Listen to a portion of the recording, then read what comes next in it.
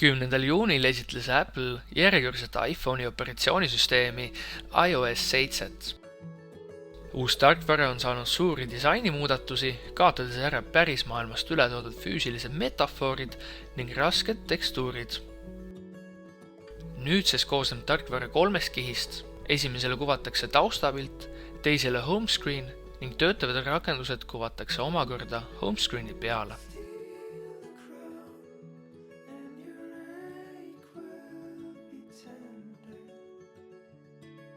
Kaamera koosneb 4 osast: video, foto, ruudukujulise foto ning panoraamvõtte režiimid.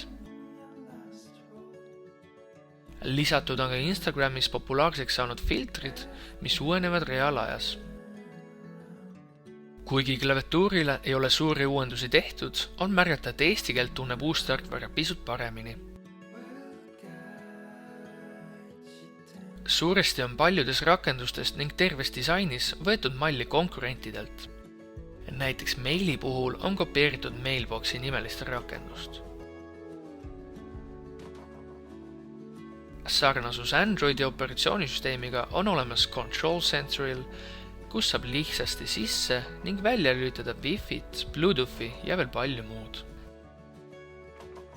Spotlighti otsing on ligipääsetav homescreenil sõrmega ekraani keskel ülevalt alla viibates.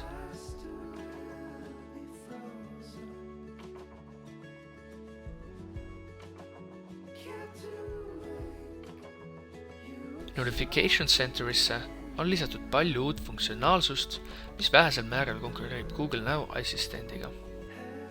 Notification ja Control Centerile pääseb ligi ka lock screenilt.